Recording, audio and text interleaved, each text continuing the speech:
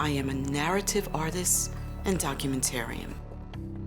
As a narrative artist, what I do is I like to work with stories. Stories from the African diaspora, mainly focusing on African American experiences. People would probably know me as a quilter, but I surprise people and tell them that my favorite medium is video, and it's all is centered around with telling stories.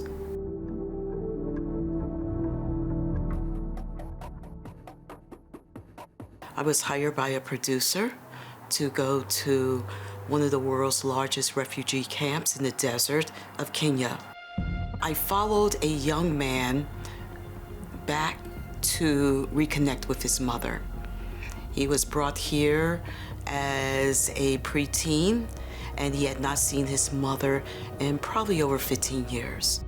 That work was very important. I followed him reconnecting with his mother, getting that first hug. He was concerned the whole time how his mother would take him, if she loved him, why did she give me up? And he had all those questions answered. The film was never made. It's going through some, I guess, litigation problems on who owns the rights to the footage. But I did work out with the producer that the photographs would be mine. Another piece I can talk about. A few years ago, while being a journalist for the Post-Standard, I kept on running into young men who were premature fathers, okay? Their father at 16 years old. And they were talking about their experiences.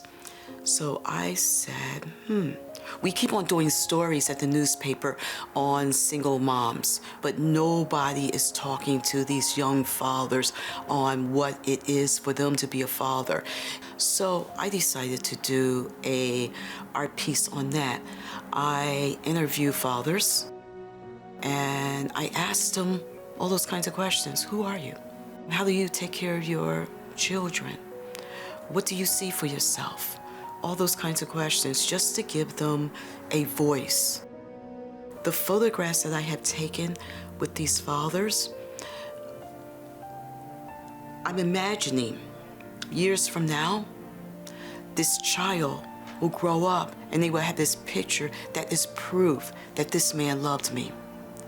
In my life, not in my life. This man loved me from the womb.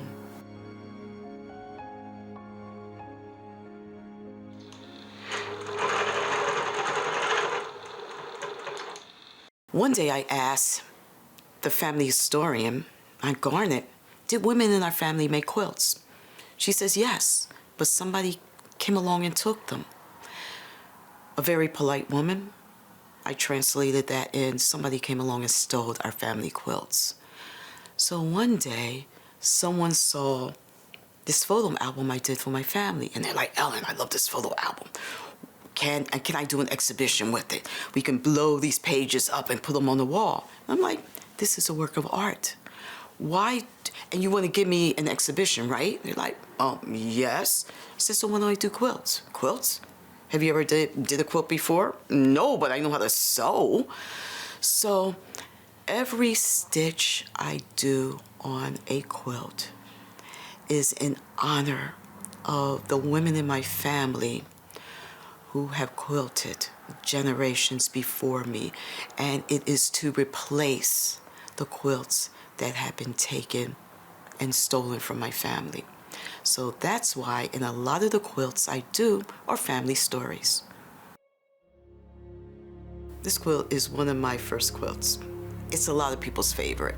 It's called the Angel Quilt. My cousin Thomasina, I interviewed her for the family album.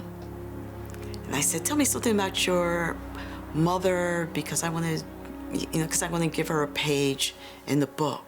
She says, my mother came to me in a dream. And it was these two angels that I followed up the stairs in this dream. and the door was open. My mother was sitting on the edge of the bed, and she was well. She died of cancer.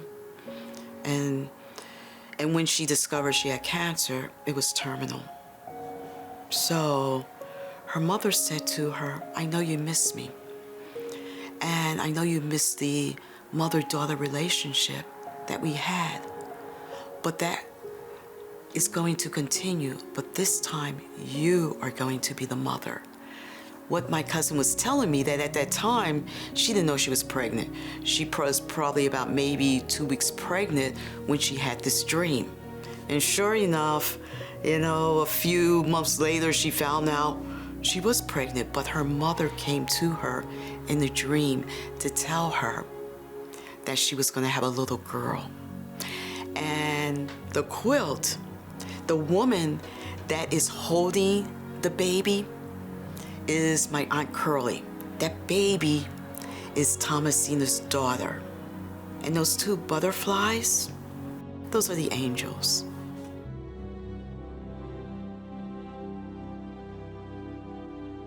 I usually start with a drawing, and I might sketch out a little bit in the beginning. And then when I get an idea on how I want to tell a story, then I will draw it on a paper, and that will become my pattern. And what I do with that large piece of paper is sections that I have drawn, I just would trace that, and then the tracings I cut into fabric, and then I would sew that down. It's applique work, and that is my traditional quilting. I want to be able to share my work. I want to be able to love the work that I produce. I want to be able to see the work that I produce, which is hard. The reason why I do the type of work I do is because I like to stimulate dialogue. I like people to reflect by using my work and to go inside themselves and find a little bit more information about themselves. That's what happened a lot of times in the room with my quilts. People are discovering or rediscovering their own family stories, and that's kind of fun.